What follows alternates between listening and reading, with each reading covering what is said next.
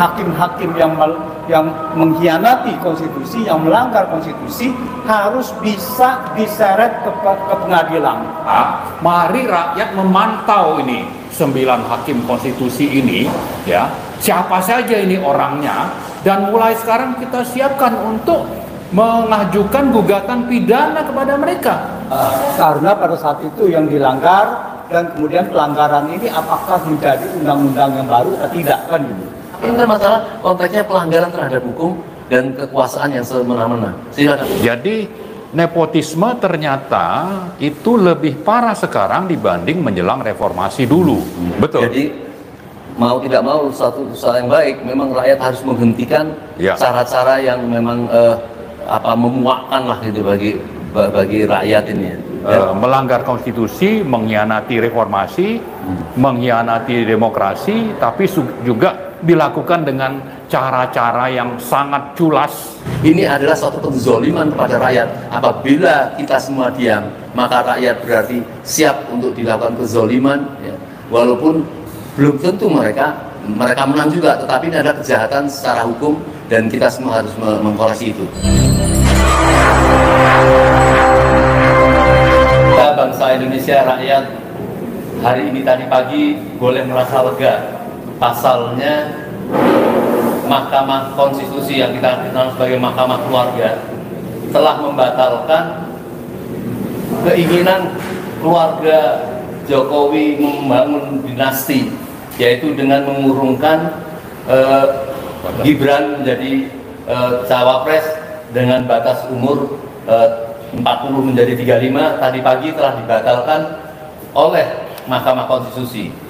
Tapi ternyata sore hari ini mereka berbuntut panjang, ya, bahwa ternyata Gibran bisa mewakilkan menjadi wakil cawapres dengan alasan bahwa dia pernah menjabat sebagai pejabat kepala daerah. Inilah yang kemudian sekarang masyarakat menjadi marah besar betapa keluarga Jokowi melakukan penghardikan terhadap MK dan menipu, dan ini tentu menjadi presiden buruk perlawanan rakyat akan kebohongan ini. Inilah yang mereka menyebut Mahkamah Keluarga Kotor atau Mahkamah Keluarga yang sangat jahat gitu. Oleh karena itu kami akan meminta penjelasan dari Bapak Profesor Antoni yang kemarin kita sudah melakukan podcast dan cukup bergembira karena ditanggapi seolah-olah oleh MK, tapi ternyata itu hanya tipuan belaka. Kami silakan pada Pak Antoni dulu melakukan penjelasan. Di sebelah kami ada Bapak Dr. Marwan Batubara dan insya Allah akan melanjutkan setelah ini. Silakan Pak Antoni. Terima kasih Om Lim. Ya, saya rasa ini kita hanya singkat saja bahwa putusan dari MK ini adalah sangat transparan melanggar konstitusi. Jadi yang dikabulkan adalah gugatan dari mahasiswa UNS, yaitu yang bernama Almas Saki Biru, Almas. Jadi Almas Saki Biru. Nah, gugatannya adalah bahwa boleh 40 tahun, di bawah 40 tahun, asal bahwa berpengalaman sebagai kepala daerah. Pertama, bahwa apakah penggugat ini, yaitu saudara Almas, mempunyai legal standing. Nah, ini yang kita pertanyakan. Kalau ini tidak ada legal standing, artinya bahwa di sini terjadilah pelanggaran konstitusi. Itu yang pertama. Lalu yang kedua, bahwa di dalam putusan tersebut, pertama adalah sebelumnya ada gugatan dari kepala daerah yang ditolak oleh MK karena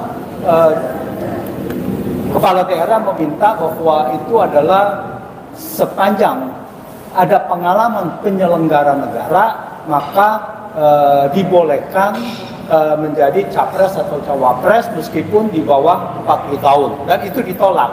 Tetapi kemudian yang dari mahasiswa ini kemudian diterima bahwa sepanjang bahwa itu adalah pengalaman kepala daerah, maka dia bisa dicalonkan sebagai capres atau cawapres. Nah, di sini jelas bahwa terjadi pelanggaran tidak konsisten antara penyelenggara dan sebagai kepala daerah. Jadi jelas bahwa kepala daerah ini hanyalah untuk mempromosikan Gibran. Ini adalah jelas putusan terkait dengan KKN. Dan kalau kita lihat KKN, ini adalah bukan yang hanya sebagai pelanggaran konstitusi, tetapi KKN juga masuk sebetulnya ranah pidana. Nah, ini yang harus dicermati kepada para ahli hukum, apa pelanggaran-pelanggaran dari Mahkamah Konstitusi ini, sehingga Mahkamah Konstitusi ini hakim-hakim yang mengkhianati konstitusi, yang melanggar konstitusi, harus bisa diseret ke pengadilan. Nah, ini sangat penting sekali. Dengan KKN atau melanggar konstitusi karena mensidangkan pihak penggugat yang tidak mempunyai legal standing, dan putusannya pun sebetulnya bertentangan dengan satu dengan lainnya, dengan yang kepala daerah tadi. Saya rasa sementara itu. Baik. Ini yang kita perlukan hanya untuk mengomentari yang baru saja MK mengeluarkan keputusan yang sangat melawan sekali, dan kita lihat bahwa nampaknya MK melakukan coba-coba untuk memainkan hati rakyat ya. Ini sangat berbahaya, dan kami mohon pandangan dari Bapak Dr. Maran Batugana. Ya, basicnya bahwa terima kasih Om Lim, terima kasih untuk bisa sharing. Saya kira yang paling basic tetap saja kita mengingatkan tentang penyelenggaraan negara itu dilakukan oleh 3 cabang kekuasaan, eksekutif, legislatif, dan yudikatif. Karena itu wewenang untuk membuat norma undang-undang itu ada di tangan pemerintah dan DPR misalnya, sementara MK itu tidak punya wewenang, sehingga kalau merubah norma, menetapkan norma baru seperti ada pengalaman sebagai kepala daerah, ini sudah merupakan pelanggaran serius dilakukan oleh MK terhadap sistem penyelenggaraan negara. Dan kita ulang lagi pernyataan kita 2 hari yang lalu bahwa artinya MK sudah mengkhianati konstitusi, mengkhianati amanat reformasi, dan mengkhianati sistem demokrasi yang kita sudah sepakati sebelumnya. Karena itu mengingat bahwa putusan ini lebih kepada untuk bagaimana Gibran itu bisa menjadi cawapres, sudah jelas lembaga negara yang sudah disepakati perannya dalam konstitusi itu digunakan oleh segelintir orang, ya, keluarga dan mungkin oligarki. Bukan mungkin, saya yakin ini ada keluarga Jokowi, ada kepentingan oligarki untuk agenda mereka itu bisa terlaksana. Jadi negara ini sudah ditentukan oleh hanya segelintir orang, ya. Nah, karena itu saya kira segelintir orang ini harus kita gugat. Pertama itu adalah Presiden Joko Widodo sendiri, kemudian Hakim MK yang sudah jelas melanggar konstitusi, mengkhianati konstitusi, dan juga mengkhianati amanat reformasi tadi. Maka mari rakyat memantau ini 9 hakim konstitusi ini, ya, siapa saja ini orangnya, dan mulai sekarang kita siapkan untuk mengajukan gugatan pidana kepada mereka. Tidak lupa bahwa yang salah satu tokoh sentralnya ya Presiden Joko Widodo, yang memang sudah kita minta untuk segera dimakzulkan. Tapi hakim-hakim tadi yang saya sebut tadi 9 orang yang itu asalnya kan 3 diusulkan DPR, 3 diusulkan oleh Mahkamah Agung, 3 lagi diusulkan oleh pemerintah. Nah, semuanya ini coba kita sisir, ya, siapa saja mereka, apa perannya, dan dalam putusan ini bagaimana sikapnya, terutama yang memang mendukung. Jelas dari 9 itu minimal ada 5, tapi yang paling pentolan misalnya yang namanya itu adalah ketua MK-nya sendiri. Ini sudah sangat jelas untuk kita juga gugat, ya. Ada harapan kita dari rakyat untuk segera berbondong-bondong mendemo mereka, meminta mereka turun, tapi paralel juga kita harapkan ada pihak-pihak yang segera melakukan gugatan pidana terhadap kejahatan sistemik yang dilakukan oleh rezim oligarki ini, yang dalam hal ini kebetulan yang sedang berperan itu adalah lembaga eksekutif yang berkepentingan dan juga lembaga yudikatif yang memang itu dipegang oleh MK dalam hal putusan ini. Nah, tapi di samping itu legislatif juga tidak bisa diam. Karena itu saya sudah sempat juga 2 hari lalu menyinggung untuk Prabowo itu sebagai penerima manfaat dari putusan MK ini menyadari kalau sampai tetap menerima atau menikmati putusan ini ya sama juga Prabowo dan Gerindra itu sebagai pengkhianat konstitusi, pengkhianat reformasi yang untuk supaya tidak pernah kita pilih sebagai kontestan dari pemilu Pilpres 2024. Baik, sedikit Pak Anton, maaf. Jadi kemarin itu semua lapisan masyarakat dan tokoh sudah siap-siap nampaknya mau bahkan menuntut MK karena dia akan melakukan sesuatu hal yang bukan pada haknya dan melanggar hukum dalam hal itu.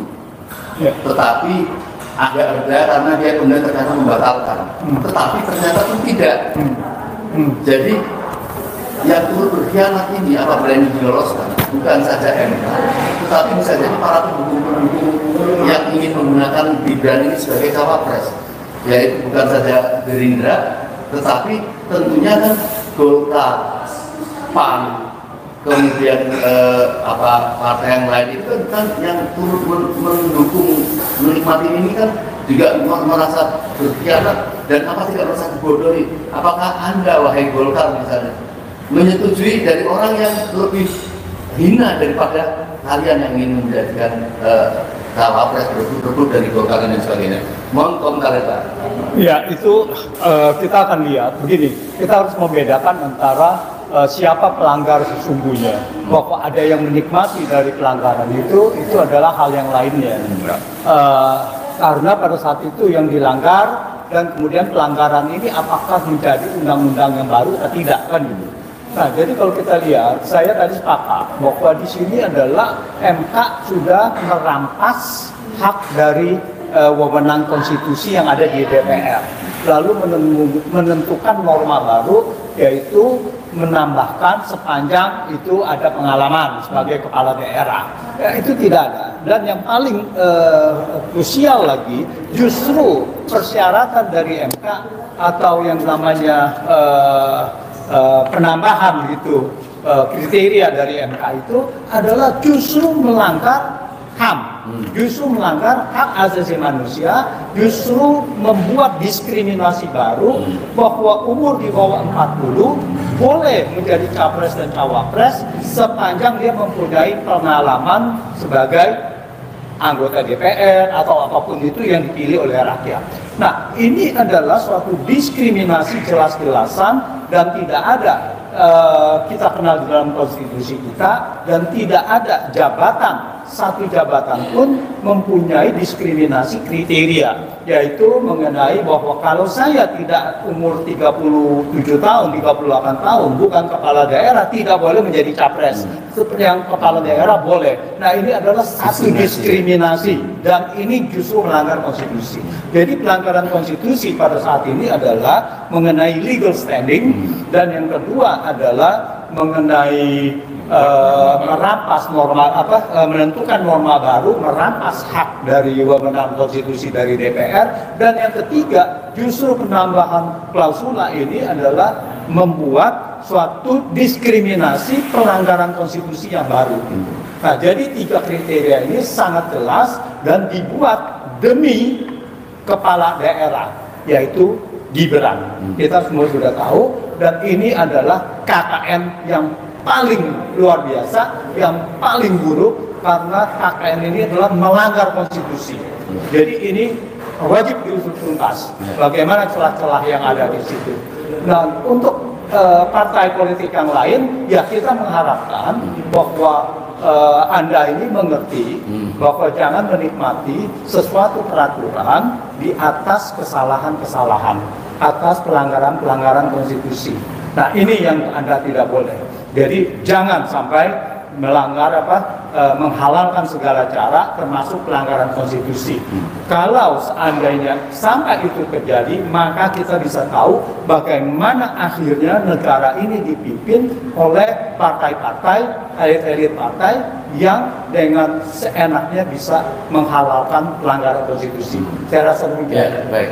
Silakan kalau ada janjian nanti kita lanjut Pak. Oke, terima kasih. Baik, saya sebentar Pak Marwan. Ya.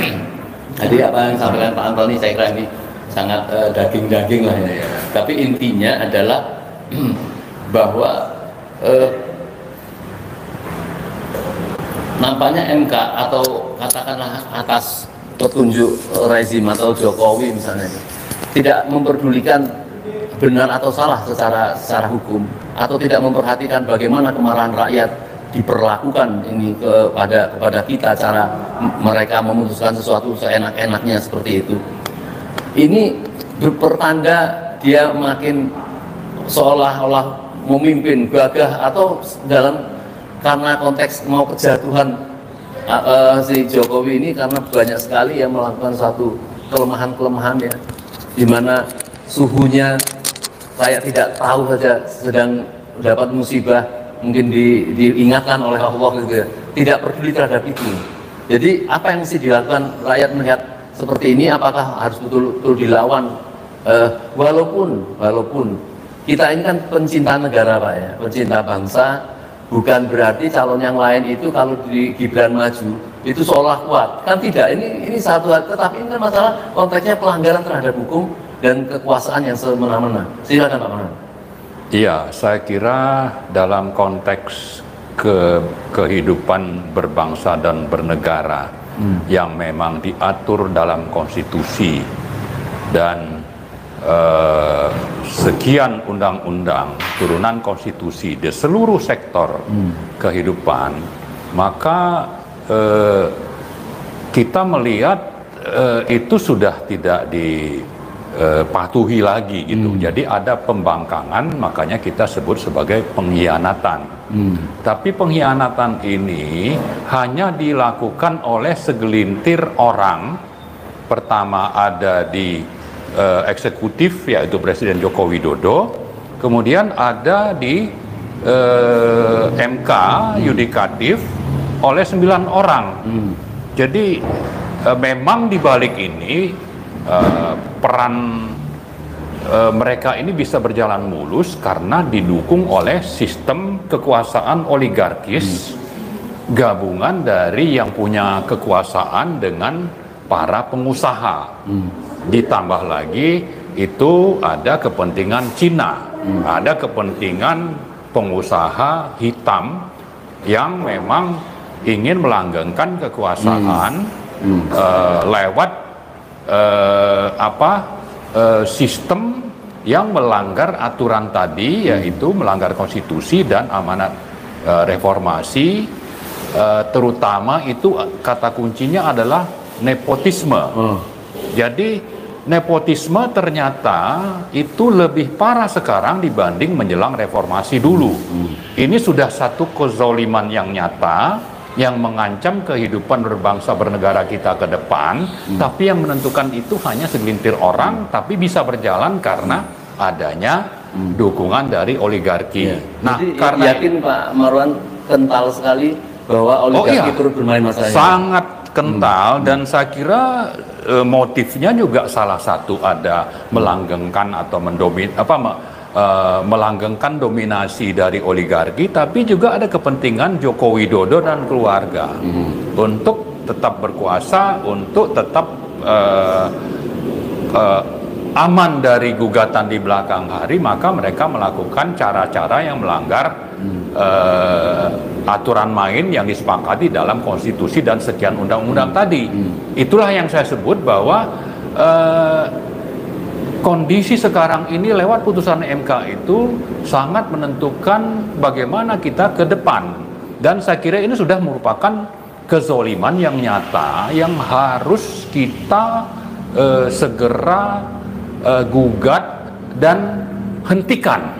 Bagaimana menghentikannya? Ya salah satunya itu kita minta supaya rakyat berbondong-bondong menuntut DPR MPR memakzulkan Jokowi, kemudian berbondong-bondong pula untuk menggugat dan mulai dengan mengidentifikasi siapa-siapa ini hakim, ya, untuk nanti bisa diajukan ke pengadilan sebagai pelaku pelanggaran pidana karena membahayakan kehidupan berbangsa dan bernegara kita tadi. Jadi itu saya kira yang paling penting kita kerjakan. Jadi intinya kalau ini dibiarkan, ya, berarti kita mendiamkan kezaliman dan kejahatan berlangsung lebih lama lagi di negeri kita ini. Betul. Jadi mau tidak mau satu usaha yang baik, memang rakyat harus menghentikan cara-cara yang memang memuakkan lah gitu bagi rakyat ini. Dan itu tadi mungkin harus diingatkan juga partai-partai yang kalau dia mendukung di belakangnya, walaupun dia seolah tidak mengatakan mendukung Gibran,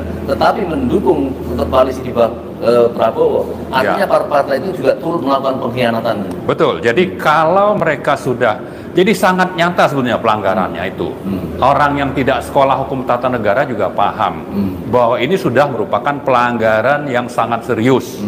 Terjadi nepotisme tingkat tinggi oleh siapa? Oleh rezim oligarkis Joko Widodo dan hakim-hakim MK, tapi masih bisa diperbaiki sepanjang partai-partai lewat anggotanya yang ada di DPR dan MPR itu mau melakukan koreksi karena pelanggaran ini sudah nyata, sudah gampang diidentifikasi, tinggal partai-partai itu lewat DPR MPR mau nggak melakukan koreksi.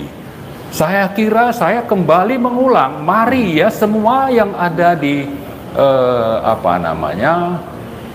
kalangan pendukung pemerintah maupun oposisi ini bersatu untuk segera memakzulkan Jokowi. Bersatu. Jadi saya kira yang namanya Golkar tadi sudah disinggung sama Om Lim, juga PAN, janganlah justru tersandra atau mau terus disandra untuk mendukung kezoliman yang sudah sangat nyata ini. Lalu PDIP yang saya kira meskipun awalnya mendukung Jokowi dan Gibran, tapi kalau sudah melihat kezoliman seperti ini ya mestinya perlu segera sadar dan untuk bersama-sama rakyat dan menggalang kekuatan di partai-partai yang lain untuk juga terlibat dalam proses pemakzulan Joko Widodo. Jadi ini bukan main-main. Ya, bagi kita semua ini adalah kezoliman nyata, kemudian sistem yang sudah melanggar konstitusi, mengkhianati reformasi, mengkhianati demokrasi, tapi juga dilakukan dengan cara-cara yang sangat culas, ya, untuk segera kita hentikan secara bersama dan segera, sangat-sangat segera. Baik, saya kira saudara sekalian sangat tegas sekali dari dua pembicara tadi, dan ini adalah awal untuk mengajak kita semua masyarakat akademisi membicarakan masalah ini. Pasalnya bahwa MK ini melakukan sidang-sidang yang sangat bersandiwara. Sebenarnya tanpa melalui sidang, apabila ada pengajuan gugatan yang dilakukan oleh orang yang tidak mempunyai legal standing yang jelas, seorang mahasiswa, ya, kemudian ditanggapi seolah disetujui karena memang dalam waktu 3 hari ini, ya, dalam waktu 3 hari ini ada pendaftaran capres, dan kita tahu bahwa sekarang ini Gibran itu adalah wali kota. Ya. Berarti besok dia harus mengundurkan diri sebagai wali kota untuk cepat mendaftar, seolah kejar tayang seperti kayak gitu. Ini adalah suatu penzoliman kepada rakyat. Apabila kita semua diam, maka rakyat berarti siap untuk dilakukan kezoliman, ya. Walaupun belum tentu mereka menang juga, tetapi ini ada kejahatan secara hukum dan kita semua harus mengkoreksi itu. Ya, sedikit lagi Om Lim, kita bilang tadi ada perorangan, ada kelompok, ada partai yang menggugat. Sebetulnya kita harus memahami dan mengartikan bahwa siapapun itu yang menggugat ke MK itu adalah bagian dari oligarki. Ini adalah instrumen dan unsur yang memang tergabung dalam oligarki kekuasaan. Jadi bukan bahwa ini secara perorangan individual atau kelompok secara tiba-tiba, tapi mereka adalah bagian dari sistem yang busuk yang sedang dijalankan oleh oligarki ini. Nah, kebetulan presiden itu adalah Joko Widodo, lalu hakim-hakim MK-nya 9 orang itu juga sudah terkontaminasi untuk tidak bisa bersikap independen karena pengaruh dan intervensi dan tekanan dari oligarki tadi. Ini jadi satu kelompok yang sudah sistemik, ingin mengatur hidup kita ke depan ini secara zolim.